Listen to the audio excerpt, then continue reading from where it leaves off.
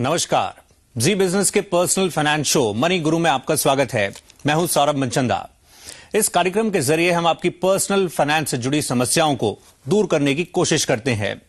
आज हम बातचीत करने जा रहे हैं प्लास्टिक मनी पर, यानी क्रेडिट कार्ड पर, और इस पर आपके सवालों का जवाब देने के लिए कुछ ही देर में हमारे साथ मुंबई स्टूडियो में होंगे हर्ष रुंगटा साहब अपनी सहयोगी वर्तिका के पास। वो आपको बताएंगी जिस प्रकार से अभी ऑनलाइन शॉपिंग के लिए पासवर्ड होना मस्ट हो गया है और इस नियम को 1 महीना हो चुका है, किस प्रकार से ये चल रहा है और ये जो कदम उठाया गया है ये आखिर आपके भले के लिए ही है, आपकी सेफ्टी के लिए ही है। वर्तिका बताएं किस प्रकार का रिस्पॉन्स है, कैसे ये चल रही है पूरी प्रक्रिया। जी सौरभ, पहले क्या होता था, अगर आप ऑनलाइन में इंटरनेट में शॉपिंग कर रहे हैं या इंटरनेट में लेन देन कर रहे हैं तो आपको अपनी क्रेडिट कार्ड पे लिखी हुई डिटेल्स को उसमें डालना होता था, जैसे आपका सीवीवी नंबर क्या है, आपका कार्ड नंबर क्या है, आपके कार्ड की एक्सपायरी क्या है। मगर अब आरबीआई ने मैंडेटरी कर दिया है, जरूरी कर दिया है एक पासवर्ड का होना। तो ये पासवर्ड आपको कहाँ से मिलेगा? ये पासवर्ड आपको आपके बैंक में, आपके बैंक की वेबसाइट में आप जाइए, वीजा कार्ड होल्डर्स यूज कर सकते हैं वेरीफाइड बाय वीजा प्रोग्राम को, उसके अंदर आप जाकर के रजिस्टर कर सकते हैं। और master card users master card secure code के जरिए आप ये यहाँ पर रजिस्टर कर सकते हैं और उनको एक पासवर्ड मिलेगा। आरबीआई का एक और मैंडेटरी रूल है कि हर बैंक को 5000 से ऊपर के ट्रांजैक्शन पर एक ऑनलाइन अलर्ट भेजना होगा सारे क्रेडिट कार्ड होल्डर्स को कि आपने 5000 से ऊपर का ट्रांजैक्शन किया है। तो ये दोनों चीजें अगर आपका बैंक नहीं इस पे निभाता है तो उसको एक पेनल्टी पे करनी पड़ेगी।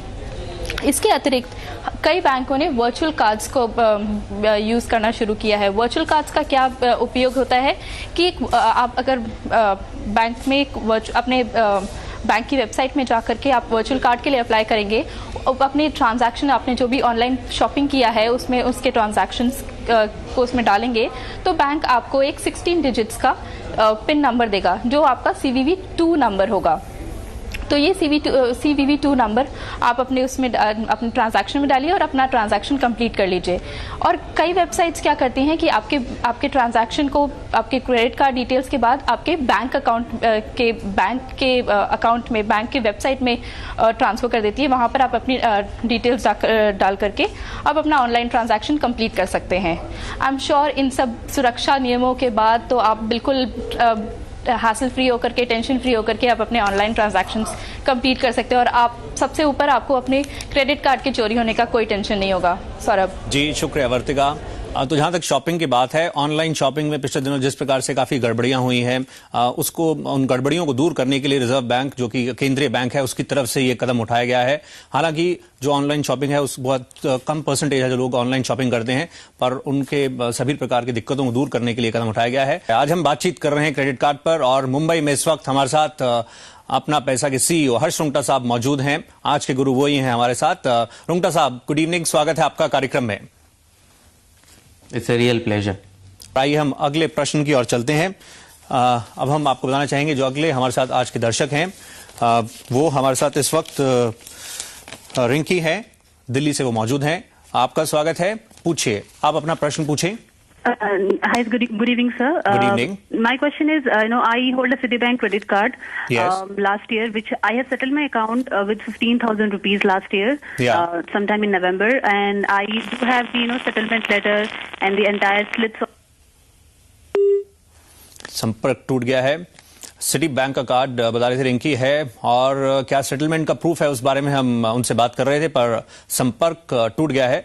हम रुंगटा साहब के पास अगर चल सकें। रुंगटा साहब, आप हमें बताएं जिस प्रकार से इनका सिटी बैंक का जिस प्रकार से क्रेडिट कार्ड था और 15,000 रुपए उस पर भुगतान इनको करना था और वो सेटलमेंट का इनके पास प्रूफ भी है, फिर भी इनको बैंक की तरफ से अभी मैसेजेस आ रहे हैं कि आपको अभी बकाया राशि देनी है। ऐसे सूरत हाल में आपके मुताबिक इनको क्या करना चाहिए, अगर प्रूफ भी है तब? अगर इनके पास रिटर्न में प्रूफ है कि सेटलमेंट रिटर्न में एग्री किया गया है और जो पेमेंट दिया गया है उसका भी प्रूफ है इनके पास, तो क्लियरली फिर इनको सबसे पहले, अगर अभी भी भुगतान की नोटिस आ रही है तो सबसे पहले बैंक की वेबसाइट पर जाएं, वहां पर आप कंप्लेंट फाइल करिए कि मेरे पास सेटलमेंट लेटर है, फिर भी आप लोग मुझे कलेक्शन के लिए तंग कर रहे हैं। और अगर आप 30 दिन के अंदर ये कंफर्म नहीं करेंगे कि मेरा कोई बकाया आपकी तरफ नहीं बनता जी, तो मैं बैंकिंग ओम्बड्समैन में मुझे कंप्लेंट करना पड़ेगा और अगर 30 दिन में आपकी प्रॉब्लम सॉल्व नहीं होती है तो फिर आप बैंकिंग ओम्बड्समैन में कंप्लेन करिए। अगर राइटिंग में आपके पास सेटलमेंट लेटर है और रिसीट है तो आपको कोई प्रॉब्लम नहीं होनी चाहिए। जी, तो आप चिंता ना करें, आपके पास जैसे आपने बताया सेटलमेंट का प्रूफ है तो आप निश्चिंत रहें। जैसे रुंगटा साहब ने बताया आप उस प्रकार से आगे बढ़ें, आपको दिक्कत नहीं होगी।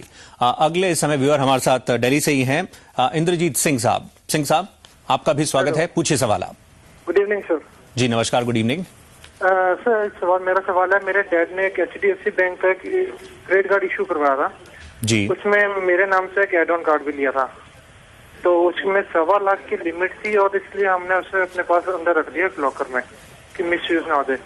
और लास्ट ईयर 2007 नवंबर में ये इसकी ट्रांजेक्शन्स कुछ होती हैं पुणे में और बॉम्बे में, और उसकी मैंने बैंक को इंटीमेट भी करा तो उन्होंने उनकी तरफ से कोई रिप्लाई नहीं आया।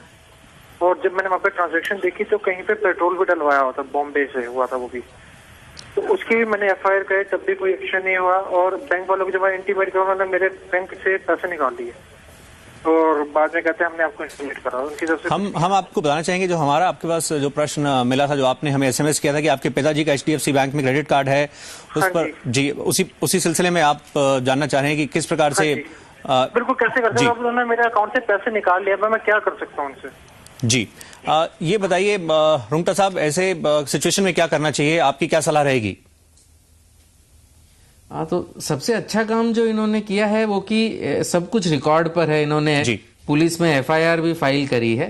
तो अब इसमें 2 मामले हैं। पहला मामला ये है कि ये पैसा जो डिस्प्यूटेड है ये बैंक ने इनके अकाउंट में से निकाल लिया है।